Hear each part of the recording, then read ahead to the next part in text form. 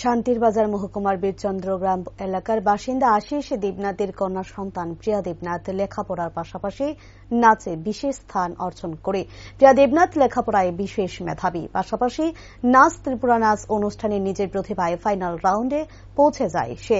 বর্তমানে নাচ ত্রিপুরা নাচ বিজয়ী করার জন্য গোটা রাজ্যবাসীর কাছে ভোটের আবেদন রাখে প্রিয়া দেবনাথ।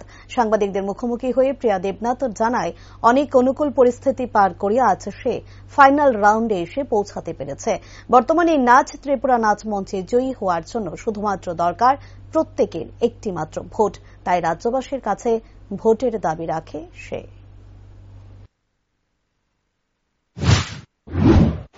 নমস্কার, আমার নাম প্রিয়া দেবনাথ, আমার বাড়ি বীরচন্দ্রনগর। আমি নাচ ত্রিপুরা নাচ ফাইনালিস্টে উইনার হওয়ার জন্য সবার কাছে আমি ভোট চাইছি এবং সাপোর্ট চাইছি যে আমাকে সবাই ভোট করুক, সাপোর্ট করুক, কারণ ওদের একটা ভোটে আমাকে জিতিয়ে দেবে। কারণ আমি অনেক কষ্টের পরে আমি এই প্ল্যাটফর্মটা পেয়েছি, কারণ এখানে অনেক কিছু করতে হয়, অনেক স্ট্রাগল করতে হয়, তারপর ফাইনালিস্টে যাওয়া যায়।